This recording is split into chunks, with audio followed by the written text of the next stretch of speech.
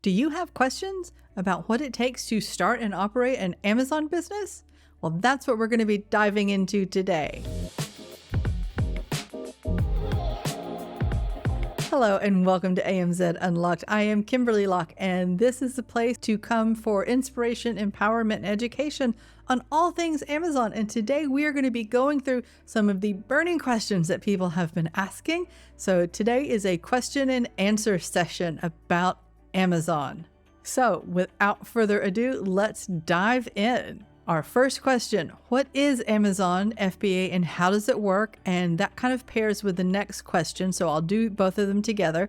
What are the fulfillment options with Amazon? So Amazon FBA is just selling on Amazon is a way to sell physical products online. So you can do this in addition to or instead of having your own website like Shopify or a Wix store or just your own site. So if you're using the Amazon FBA model, then Amazon is going to handle the fulfillment for you. So customers will place their order, Amazon will pick, pack, and ship it. They'll handle customer service requests, and they'll handle any returns that may come in. Now, if you're going for the FBM or fulfilled by merchant model, then you or another facility is going to be responsible for picking and packing and shipping the orders. So I am a fan of FBA, but I do like having FBM as a backup, especially during the busy Christmas season, during that Q4 holiday shopping period. And it actually saved me once having an FBM listing because at that time of year, it gets really, really hectic trying to get inventory into Amazon. And during Q4, not only do the storage fees for inventory go up, but the allotment is most likely going to go down or potentially be restricted from Amazon. So you're going to have less capacity in what they're going to allow you to put into inventory in their fulfillment centers. So having that backup of another facility that can handle that for you really saved me when I wasn't able to get my inventory in. So I used a company called Deliver, and that's Deliver with 2 R's, so deliver.com, and I was able to connect it directly to Amazon, so I didn't have to handle any of the order processing myself. The order came in, it got communicated directly to Deliver, and they fulfilled the orders for me. But, some people do actually fulfill them all themselves. They'll have the inventory at their own house or at a facility close to them, maybe a storage unit. And when the order comes in, they fill it, they pick it, they pack it, put it in the box, and they take it to their post office or UPS or whoever they're using, and they send it to the customer. Now, this would also mean that you would have to handle your own customer service and returns processes. There's a whole lot of additional work and for not necessarily any savings. Sometimes that can actually be more expensive than using the FBA model. All right, so our next question. What are the benefits of starting an Amazon business? And what are the benefits of using Amazon FBA for selling products? So I think I've covered some of the benefits already when I just compared FBA to FBM. But the benefits of having an Amazon business, the traffic is the main one. Amazon dominates the online shopping, especially when you're looking at the United States. I live in Australia, and Amazon is still getting adopted in Australia, where we're considered an emerging marketplace here. People still will start their shopping journey typically on Google in Australia, and then they may or may not go to Amazon to make their purchases. But in America, over 50% of online purchases happen through Amazon, and a lot of shoppers actually go to Amazon first to start their shopping journey. So they will actually go there, search, and start shopping, and maybe not even be ready to purchase, just looking around and seeing what's out there. So the traffic is so much more advantageous to someone who's selling a physical product versus having their own website, where you have to drive the traffic to it. And I just recently did a short where I talked about the stats about PPC advertising. It's about average 20% cost for Amazon sellers to the ACoS, so the advertising cost of sales, averages around 20% for Amazon sellers, where for someone with a Shopify store, they have to drive that traffic, from anywhere directly to their Shopify store. And they typically are paying around 45%, or having an A cost of 45% compared to 20 on average for Amazon sellers. So you've got, that traffic is built in. Your advertising costs are actually less on Amazon compared to what you're going to be paying for Shopify. But that doesn't mean you shouldn't have a Shopify store. It's still great to have that validation for your brand. But the benefits of the traffic and the marketing and the infrastructure that Amazon has in place, especially if you go for that FBA, it just can't be matched. I have my own website. I don't really sell anything through it. It's just there so people know that I am a legitimate brand. All right, our next question, and this is a good one. How much capital do I need to start an Amazon FBA business? Well, that's going to vary. There is kind of the rule of thirds, which is a loose rule. It's a great starting point, but it's not necessarily accurate.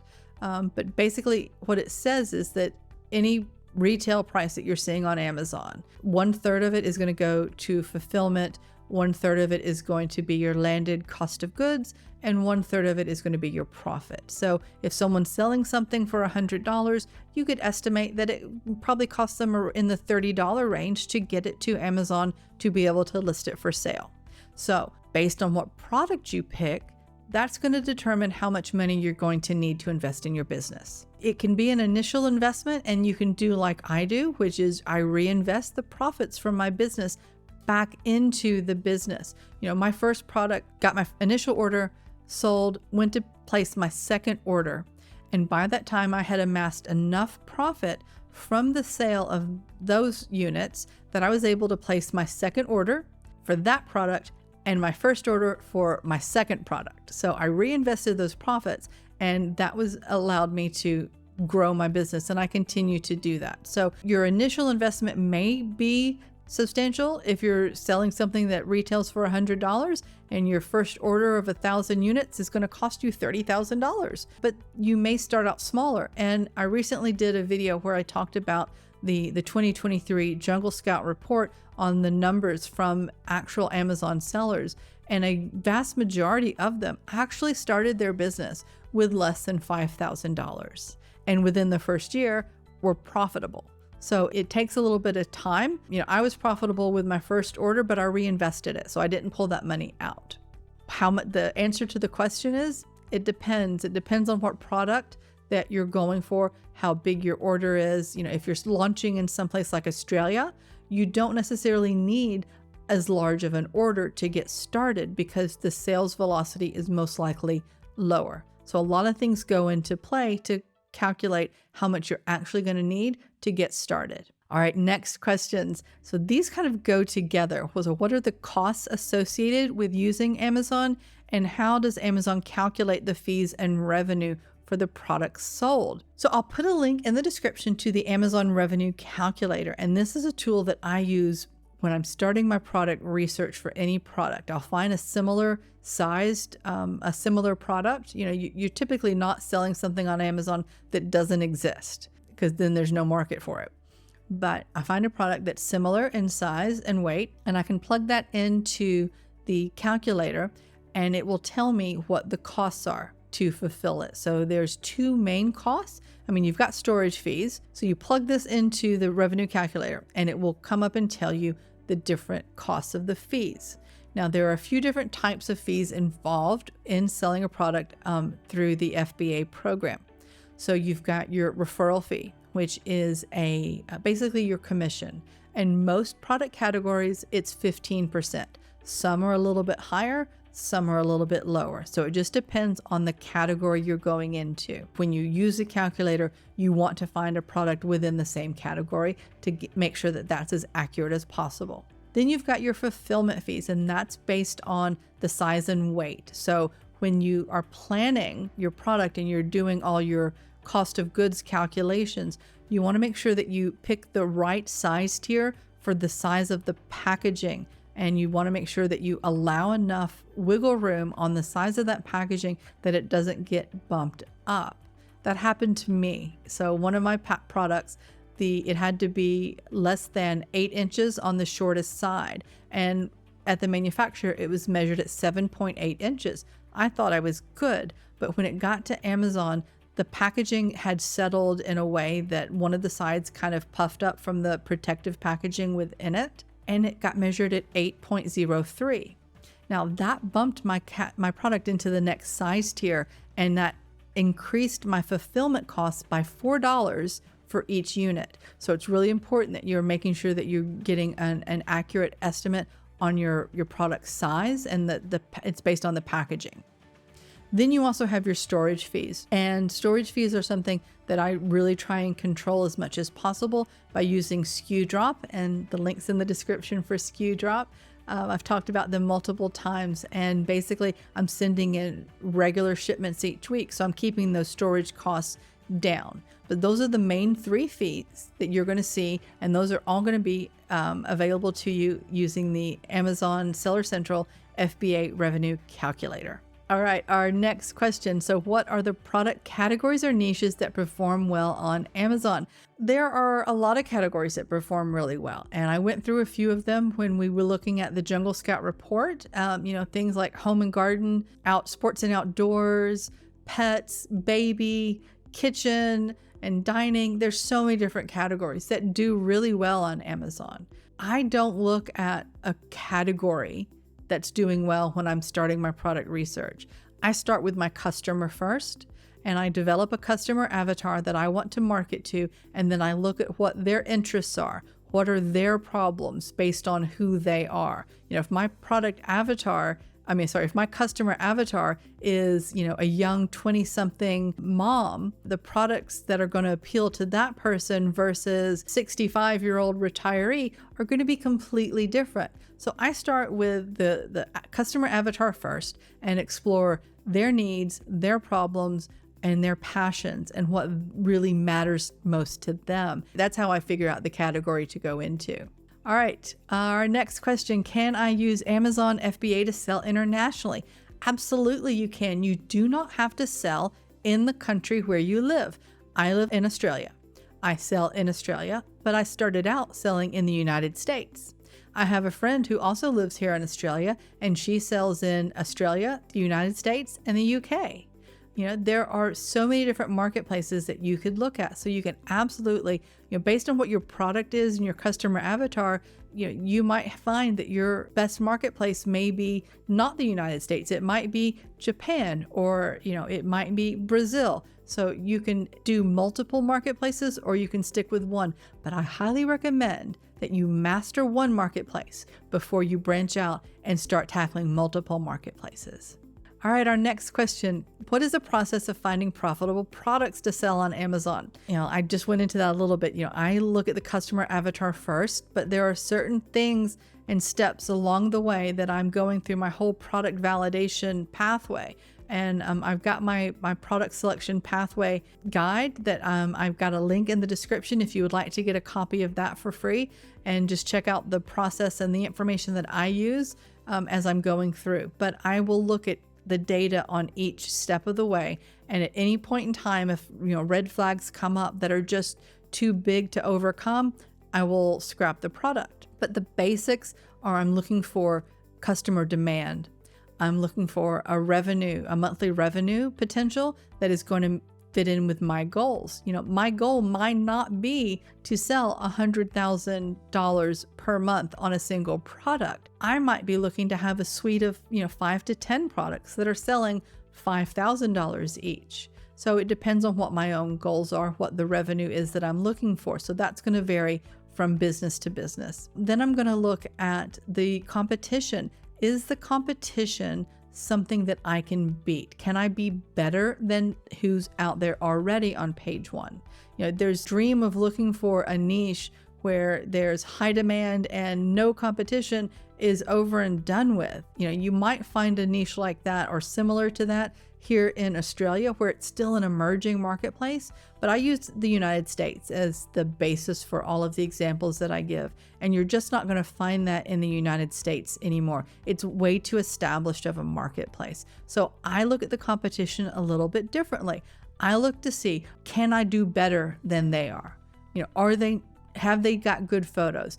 Is their listing any good? Are they really optimized for keywords? Or is there room for me to get in there and be better? So I look at that, and then I also look at, is there a way to improve what's already out there? Can I make it better and different? And especially, can I make it visually different? Can I communicate the differentiation that I'm going to implement into the product that's going to be visual? Because let's face it, Amazon is like the dating app of products. You need to make a real impact with your photos. Your hero photo needs to stand out and communicate the difference in your product for someone to click on it and make that decision to buy. So that's just a broad overview, but you can get my product pathway with the link in the description. All right, now, can I use Amazon for any type of product, or are there restrictions?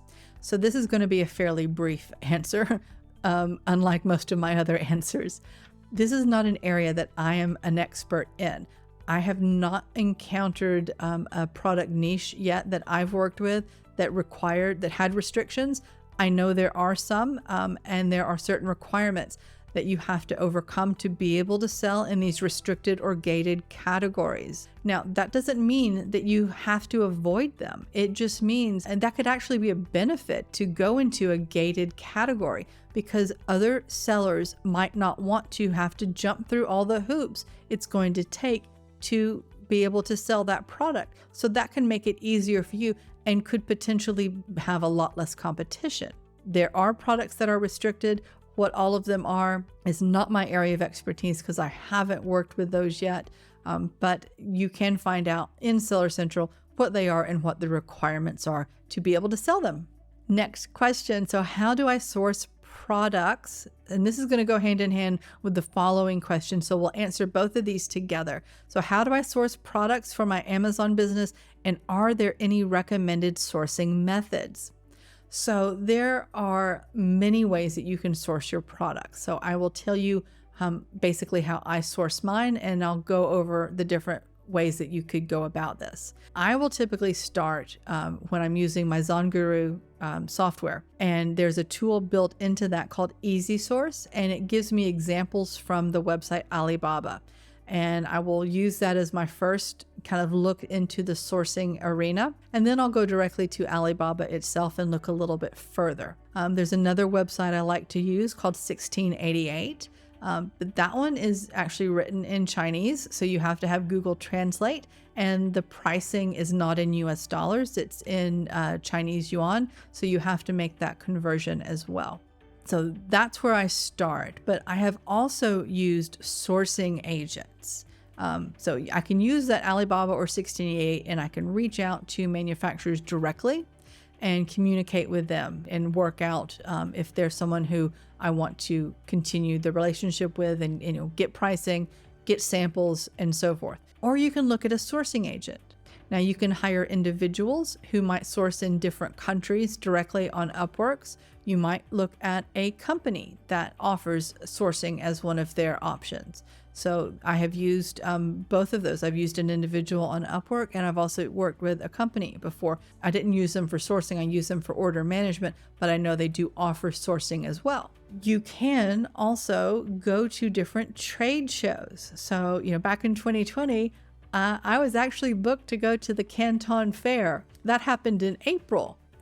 So that's something that I'm looking forward to doing again, looking forward to planning again very soon. But there are lots of different sourcing tours that you can go on. I know there's someone who does a sourcing tour to India. I know someone who has gone to a sourcing tour to Mexico. There are also different trade shows and fairs that you can attend either online or in person. So there's lots of websites, there's sourcing agents, and then there's trade shows and trade fairs that you can attend. I personally like to work individually with the manufacturer directly and, introduce myself, start a conversation with them, see how things go, evaluate them myself for communication, and then get samples and have those samples evaluated. All right, our next question. Can I use my own branded packaging with Amazon? Absolutely, I do. You have certain things you need to make sure you're putting on your packaging, like your barcode or your FNSQ from Amazon. If you have an exemption for barcode, I go ahead and go straight to using a barcode. And a little extra tip here, make sure you're using GS1 for your barcodes. Don't go to some of these other websites where you can buy super cheap barcodes because they're not legitimate and they can get you into a lot of trouble with Amazon. So you want to go directly to GS1 to get your barcodes. So you have to include your barcode. You have to include the country of manufacturer. I also then have care instructions for how to take care of the product. I also put my social media channels because that's permitted on your packaging. So yes, you absolutely can use the packaging. And at one point I bought a product for my granddaughter. I bought her a lunchbox, and when it showed up, it came in the Amazon box, and I opened the box and it was such a cute lunchbox. I really expected some sort of packaging from the brand. It was in a clear plastic sleeve with a barcode sticker stuck on it. And I literally opened it and looked at it and was like, wow, they did not even try. So that really, like, I don't remember that brand. That engendered no brand loyalty for me. Your packaging is a way to reinforce that relationship with your customer and establish that connection that will help engender some brand loyalty. All right, so the next two questions look like they're going to go together as well. So how does Amazon handle storage and shipping of products? And how does Amazon handle inventory management and restocking? So Amazon basically is a network of fulfillment centers all across the country. And when you send your inventory in, they're going to divvy it up into the different fulfillment centers. I've had, around 20 or more fulfillment centers. A certain shipment will go in of however many units, and they'll divide it up between these different fulfillment centers because they want to be able to offer the fastest shipping to the customers around that fulfillment center when they place their order.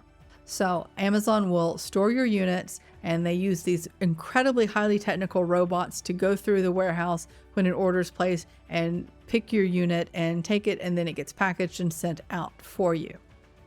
Now, as far as the inventory management side, I think I've spoken about previously, and links are in the description for both of these tools that I use and they couldn't operate without.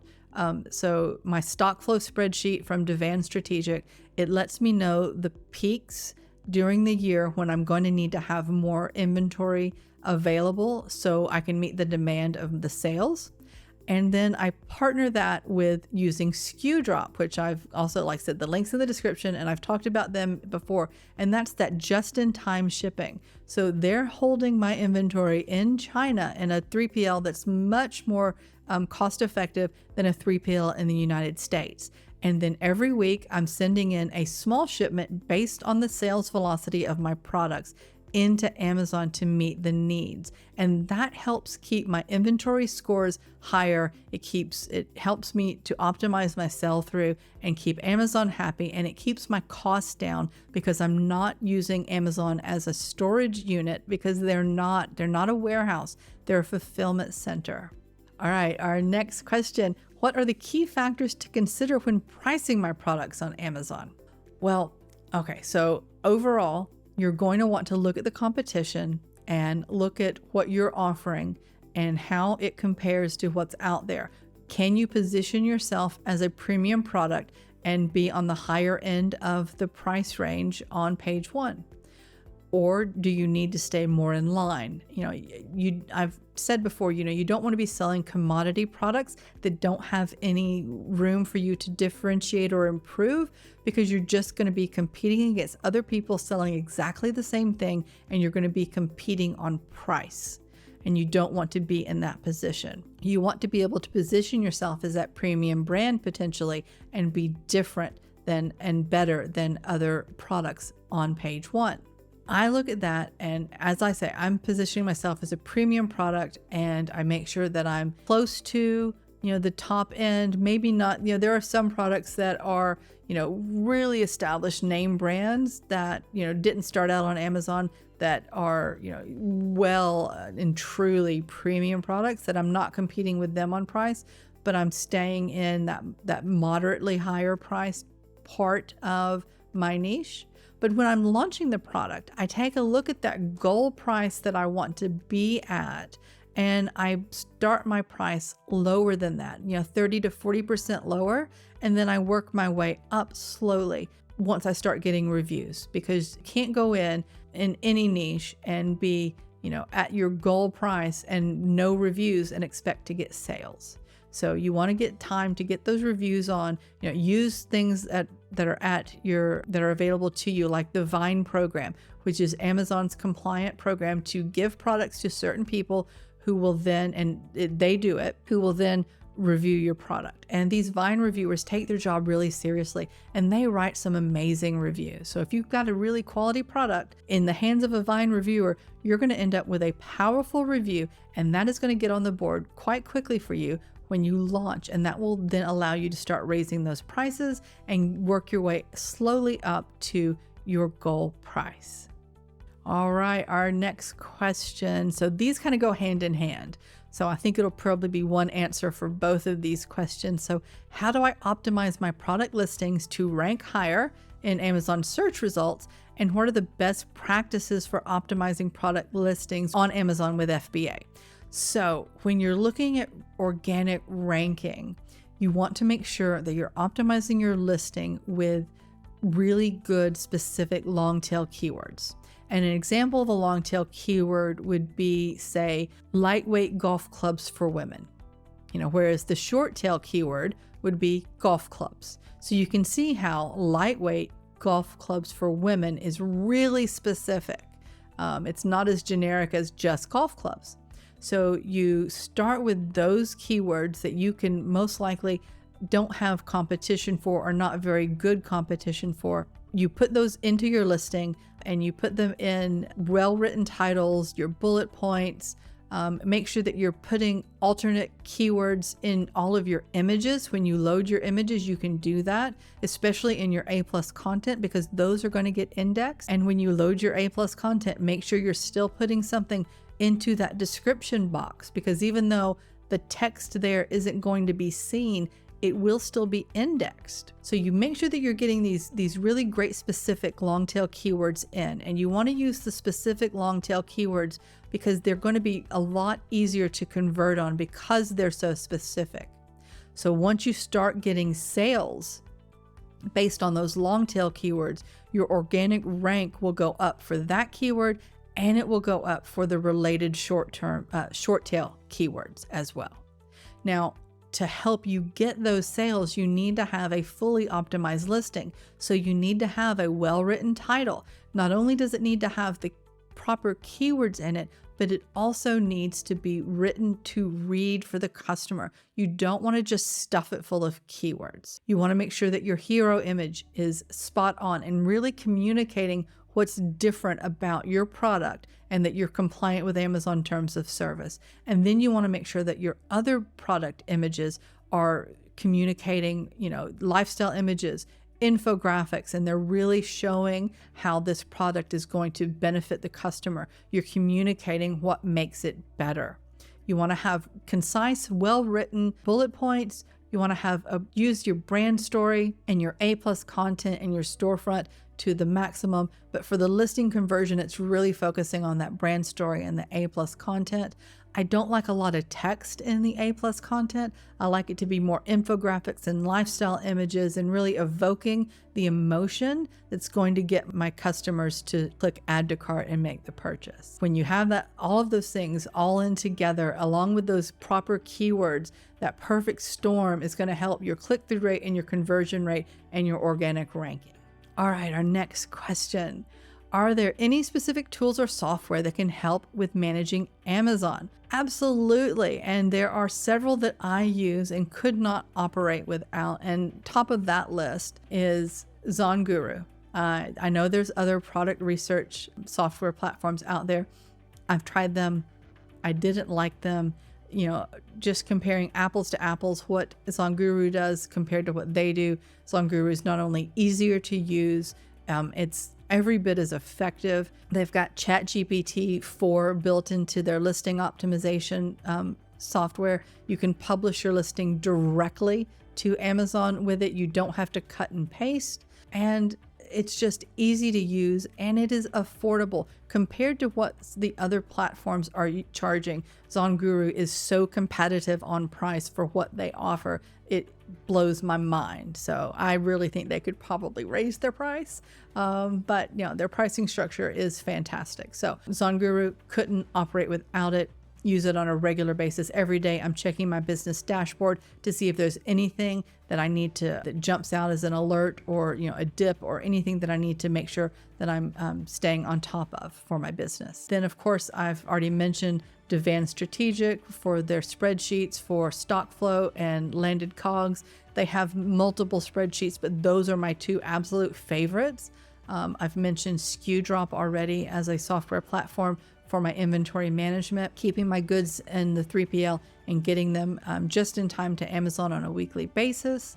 And then there are things like ChatGPT, an absolute game changer to help me write my social media posts and my Amazon posts. And then Planoly is awesome for helping me schedule and plan out my social media posts. So I don't have to be doing that day in and day out. I can, create it and set it up and not have to worry with it. And then additionally, to help me create really great graphics and things for my posts is Canva. I mean, that is an absolute amazing tool that I use all the time. Those are my go-to tools. I know there's a lot of other tools out there, but those are the ones that I use on a regular basis. All right, our next question. What kind of support and resources does Amazon provide sellers? So they have their Seller University, which has a lot of great information in it. I find a lot of their articles are not as great as the videos that they have, and their videos are quite helpful and they're not too long. So, I'm looking for a particular solution or a particular problem within Amazon. Those are pretty good. And then seller support, it has its ups and downs. If you get into any groups about Amazon, you will see people complaining about seller support for sure. But I see that they have made vast improvements. And if I can ever get on the phone with them versus doing an email support ticket, I find that highly beneficial. And much, much more effective. So they do have some support and resources out there for you. Next question. What are the potential challenges or drawbacks of using Amazon FBA? Well, if we're looking at FBA versus FBM, you don't have that ability necessarily to put, personal communications into your packaging like you do when you're doing FBM. You could put a handwritten note in each package that you pick and pack when you're doing FBM. By and large, if you're just talking about what are the benefits, what are the challenges and drawbacks of just an Amazon business, there are many, and there are going to be hurdles that you're going to encounter. I don't think any of them are insurmountable though, especially if you surround yourself with other people in the community. This does not have to be a solo journey. You can partner with other people that can help you along the way. And one of the things that you're doing right now, watching this video, is going to help you overcome some of these potential drawbacks and challenges by educating yourself. So education and support and a mastermind are absolutely the keys to being able to overcome some of the drawbacks along the way. Pull from your resources and find out and lean on people that have the experience to help you overcome and be forewarned about some of these challenges along the way and hopefully prevent them. All right. Are there any success stories or case studies of sellers who have found success with Amazon? Absolutely. I've interviewed several of them on our podcast. I interviewed Jamie Peros from SKUdrop. He made a successful exit from Amazon, a really great success story. I interviewed Ryan and David from Davan Strategic. They made a fantastic, successful exit and went on to, I think they're creating another software suite now, or another brand. I can't remember which, but they're going on in the Amazon space. I recently interviewed Nathan Hirsch from Ecom Balance, and he made a fantastic exit from his Amazon business and has other software services available to help Amazon sellers now. So yes, lots of successful sellers. I also consider myself a successful seller. I'm not to the point of having made an exit yet, but I'm continuing to build and grow my business. There's still more things I want to do with it before I put it up for sale. I also have a friend who has sold a business and has multiple other brands right now. So yes, there are many success stories. My mentor, someone who I count as a friend and a mentor, who also has a YouTube channel, the Heist channel, Adam Heist. He is a very successful Amazon seller who's exited one brand and is building another. So there are many successful Amazon sellers out there. You don't have to look far to find this. We are out there, and there are the odds, if you really work at this and believe in yourself and put in the effort. I mean, it's not a get rich quick scheme. It's not going to happen overnight, but if you put in the effort and are systematic and you make your decisions based on data and you're very methodical in your approach, you have every reason to believe that you're going to be just as successful as the other sellers that I've mentioned. All right, and how do I get started with Amazon? Well, you're doing one of the things right now that can help you get started, and that's getting education, watching this YouTube channel. But I've also got some additional resources. I'll drop some links below for some opportunities if you're interested in coaching or mentoring, one-on-one, to really help you be prepared and have every chance of success with your own Amazon business. Or if you just want to find out more about it, I'm more than happy to book a time and have a conversation. So that covers our burning questions, our Amazon question and answer period. But if you have any other questions that were not posed during this video, please drop a comment and let me know what they are so I can address them for you. And don't forget to hit the like button and subscribe so you can continue your education, and ring that bell so you get notified of upcoming videos like this one.